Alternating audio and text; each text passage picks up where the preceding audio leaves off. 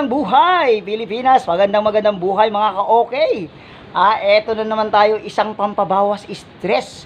Alam nyo ba yung pangingisda, nakakabawas ng stress yan, yung pamimingwit.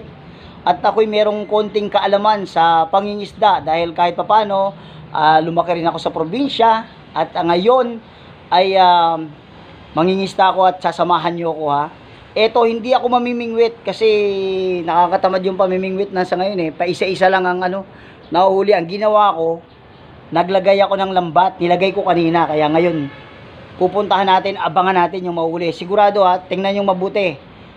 Napakaganda nito. Napakasarap. Napakagandang pampabawas stress yung pangingisda. Lalo na kapag marami ka na nahuhuli. Kaya eto, samahan nyo ko sa aking pangingisda para pambabawas ng stress. Ayun, nandito na po ako sa ilog at titingnan ko, bibisitahin ko yung aking nilagay na lambat kung maraming nahuli. Ayan, samahan nyo ako, abangan natin Pag gumalaw yung lambat, sigurado may nahuli. Kasi alam nyo, ayoko nang mamingwit dahil pag namingwit, paisa-isa lang nahuli. Eto, lambat na nilagay ko para mas maraming mahuli. Ayan, di ba? Mas makadami tayo. Kaya ito, abangan nyo ako Ito na. Nakikita nyo yung lambat. Ayan.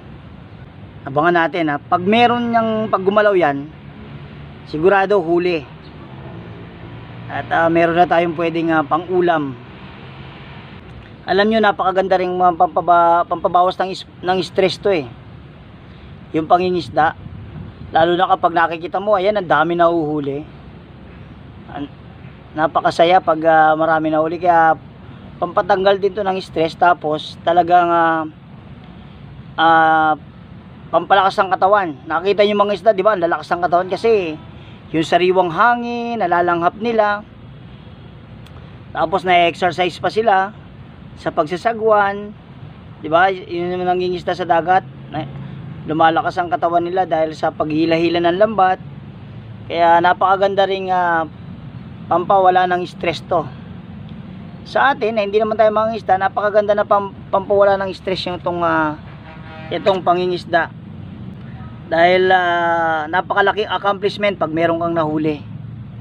Kaya ayan, medyo matagal, nakakainip Maganda nito habang naghihintay ka sa mahuhuling isda pwesto tayo na maganda kasi baka nahiya yung mga isda, may camera medyo nakakainip pero okay lang, at least nalalangap mo ang sariwang hangin. Dapat pala nagdala ako ng libro habang naghihintay ako rito, ay nakakapagbasa-basa. Yan, alam niyo, ang pangingisda isa yan sa mga kinakabuhay ng mga tao na taga-probinsya, yung mga malapit sa ilog, malapit sa dagat. Kaya naranasan ko rin to ng konti nung ako'y nasa probinsya. Kaya ito, pumunta ako rito sa ilog na malapit dito para maranasan ko uli yung buhay probinsya, yung pangingisda. Medyo nakakainip. Dapat nagdala ako ng dito, ng music. Tagal, lumapit na kayo mga isda. Teka, ililipat ko yung camera kasi baka nabubulaho yung mga isda rito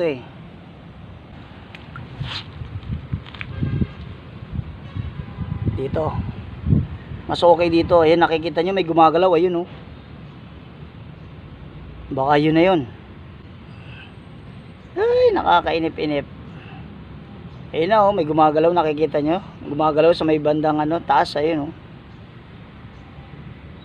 Ay, medyo naiinip na ako. Tagal-tagal, wala pang nahuhuli. Naigip yatang namingwit ako.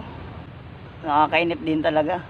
Pero kailangan tiyaga-tiyaga lang Pag may tiyaga, may nilaga. Siguradong may mapapala tayo sa pagtitiyaga. Kaya kailangan lagi tayo magtiyaga kung ano man ang ginagawa natin.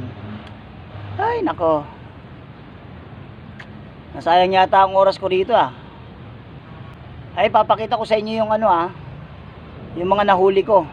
Ito po. Meron na akong mga nahuli eh. Pakita ko sa inyo ha. Ito. Ayun.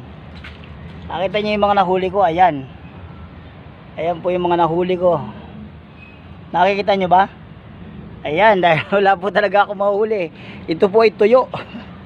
Tuyo yung mga tuyo na binilad ko kasi medyo lumalambot na binilad ko yung mga tuyo.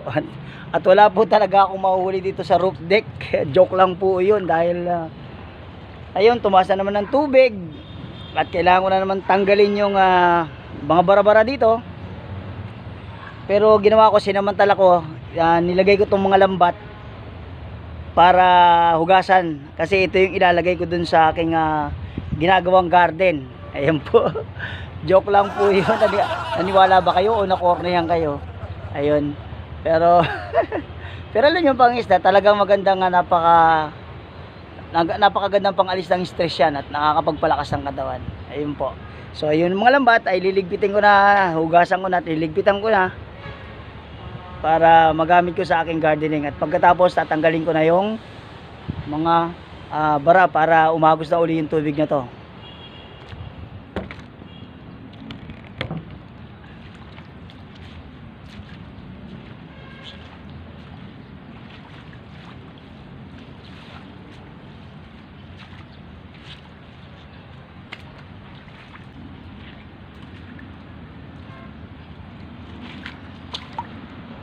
Ayun.